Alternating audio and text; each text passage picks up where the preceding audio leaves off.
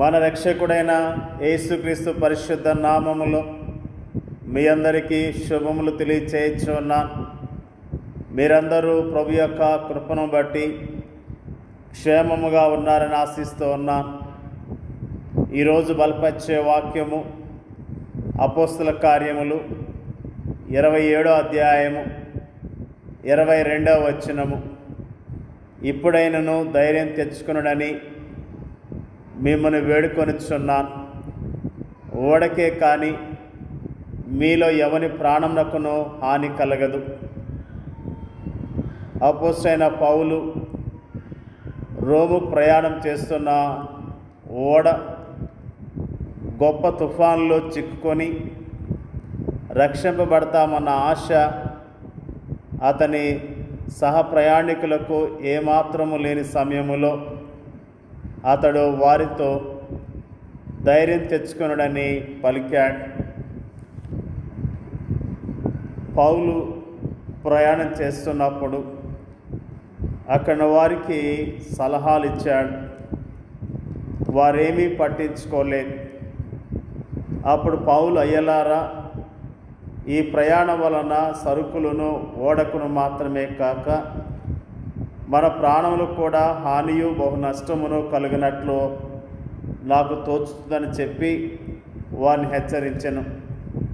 అయినను శతాధిపతి పౌలు చెప్పినది నమ్మక, నావికుడును ఓడ యజమానుని చెప్పినదే నమ్మెను. మరియు శీతాకాలం గడుపుటకు ఆ రేవు అనుకూలమైంది కానందున అక్కడ నుండి బయలుదేరి ఒకవేళ శక్యమైతే ఫెనిక్స్‌నకు చేరి అక్కడ శీతాకాలం గడపవలని ఎక్కువ మంది ఆలోచన చెప్పిరి. అది నైరుతి వాయువ దిక్కుల తట్టునన్న క్రేతు రేవై అన్నది. మరియు దక్షిణపు గాలి మెల్లగా విసరుచుండగా వారు తమ ఆలోచన సమకూడదని తలంచి లంగరెత్తి క్రేతు ధరిని ఓడ నడిపించిరి. కొంచెం సేపైన తర్వాత ఊరకులోను అను పెనుగాలి క్రేతు మీద నుండి విసిరెను. దానిలో ఓడ చిక్కుకొని గాలికి ఎదురు నడవలేకపోయినందున ఎదురు నడిపించడం మాని గాలికి కొట్టుకొని పోతిమి. తరువాత కౌదా అనబడిన ఒక చిన్న దీపం చాటున దాన్ని నడిపింపగా పడవను భద్రపరుచుకొనుట బహు కష్టతరమాయను. దాన్ని పైకెత్తి కట్టిన తర్వాత త్రాళ్ళు మొదలైనవి తీసుకొని ఓడ చుట్టూ బిగించి కట్టిరి. మరియు సూర్తిసన్ ఇసుక తిప్ప మీద పడుదమేమని భయపడి ఓడ చాపలు దించివేసి కొట్టుకొని పోయిరి. మిక్కిలి పెద్ద గాలి కొట్టుచున్నందున మరునాడు సరుకులు పారవేయసాగిరి. 3వ దినమందు తమ చేతులారా ఓడ సామాగ్రి పారవేసరి. కొన్ని దినములు సూర్యుడైనను నక్షత్రములైనను కనబడక పెద్ద గాలి మా మీద కొట్టినందున ప్రాణములతో తప్పించుకుందామన్న ఆశ బొత్తిగా పోయాను. వారు బహుకాలము భోజనం లేకున్నందున పౌలు వారి మధ్య నిలిచి, అయ్యలారా, మీరు నా మాట విని క్రేతు నుండి బయలుదేరకయే ఉండవలసినది. అప్పుడు ఈ హానియు నష్టమును కలగపోవును. ఇప్పుడైనను ధైర్యం తెచ్చుకొనుడని మిమ్మల్ని వేడుకొనుచున్నాను. ఓడకే గాని మీలో ఎవని ప్రాణమునకు హాని కలగదు.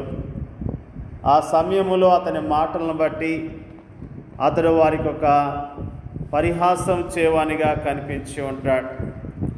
అయితే అతనితో ప్రయాణం చేస్తున్న వారందరినీ దేవుడు అతనికి అనుగ్రహించినట్లుగా దేవుని దూత అతనికి తెలిపి ఉండటం అన్నది వాస్తవము. దేవుని దూత తనతో చెప్పిన ప్రకారం తప్పక జరుగుతుందని అతడు వ్యక్తిగతంగా నమ్మాడు. అందుకే అతడు ఆ సమయంలో ప్రశాంతముగా ఉండగలిగాడు. దేవుడు తనకిచ్చిన నిశ్చయిత శక్తితో ఇతరుల భయాన్ని పారద్రోలాలని అతడు ప్రయత్నించాడు. మన కష్టాల్లోకి, మన శ్రమల్లోకి, మన ఆపదల్లోకి దేవుని తీసుకురావడం అంటే వాటిని సంపూర్ణముగా మన నుండి తొలగించడమే. దేవుని యందలి అంతటి విశ్వాసం శక్తి మనలో లేనట్లయితే మనము మన సహయాత్రికులకు ఏమాత్రము సహాయపడే వారముగా ఉండలేం. ఇప్పుడు పౌలు సమస్తమైన ఆదరణ అనుగ్రహించు దేవుని సంపూర్ణ విశ్వాసంతో హత్తుకోవాలి. ఆ విధముగా అతడు నిరాశ నిస్పృహలతో కృంగిన వారిని ధైర్యపరిచి తన పరిచర్య ద్వారా వారిలో పరిపూర్ణ ధైర్యాన్ని ఆదరణను నింపగలడు. ఆ సమయంలో తాను వారిని గద్దించడం సరైనదిగా అతనికి కనిపించింది. జ్ఞానయుక్తమైన అతని సలహాను వారు అనుసరించకపోవటం వలన వారి గొప్ప నష్టమే జరిగింది. అయినప్పటికీ అతడు వారిని ధైర్యం తెచ్చుకొనడి అని పదే పదే ప్రోత్సహిస్తూ వచ్చాడు. వారి ప్రయాణము ప్రయాసకరమైన అయినప్పటికీ దేవుని మాటను బట్టి వారు తప్పక తమ గమ్యస్థానాన్ని సురక్షితంగా చేరతారు. కావున సంఘము ఈనాడు దేవుడు పౌలుకి ఇచ్చిన ధైర్యాన్ని మనసులో ఉంచుకొని తన క్లిష్ట సమయాల్లో ధైర్యంగా ఉండటం ఎంతైనా క్షేమకరం.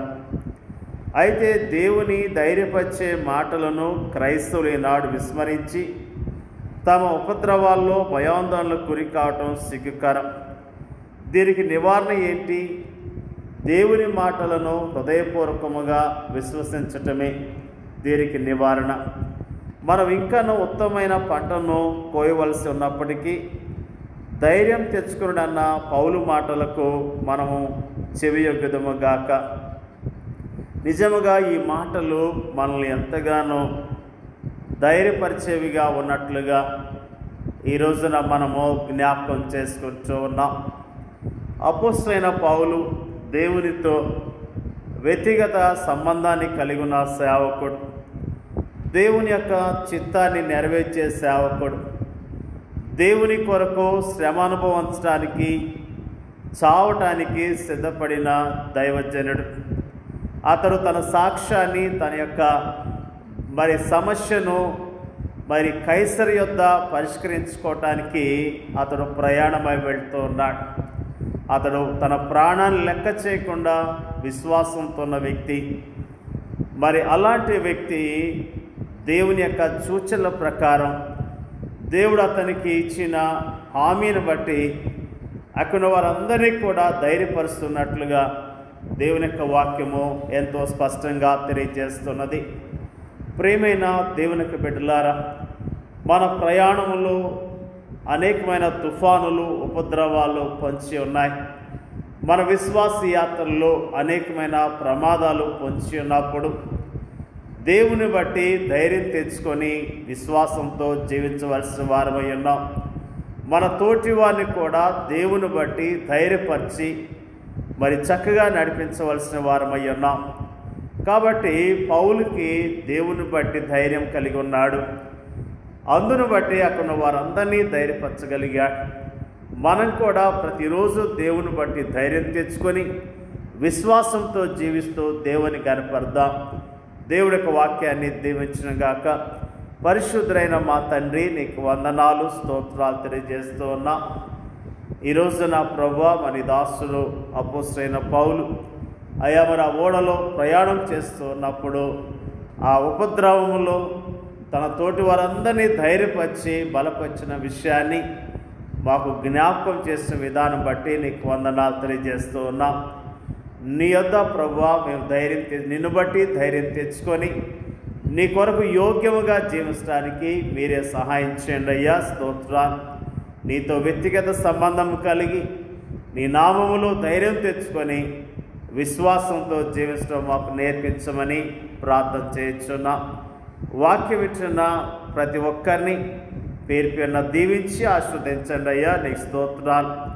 వారి విశ్వాస యాత్రలో తుఫానులు, అలజడులు ఉన్నట్లయితే నీ నామాన్ని బట్టి ధైర్యం తెచ్చుకొని నీ నామములో ధైర్యముతో విశ్వాసంతో చక్కగా నడవటానికి కావలసిన విశ్వాసాన్ని, ధైర్యాన్ని దయచేయమని ప్రార్థన చేయించున్నాం.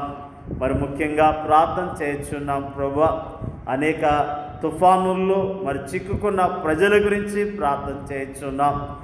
ముఖ్యంగా అయ్యా వరకున్న ఆ తుఫాన్లు తొలగించండి, వరకున్న ఆ బాధ భయాన్ని తొలగించి వారికి ధైర్యాన్ని దయచేయమని ప్రార్థన చేయించున్నాం.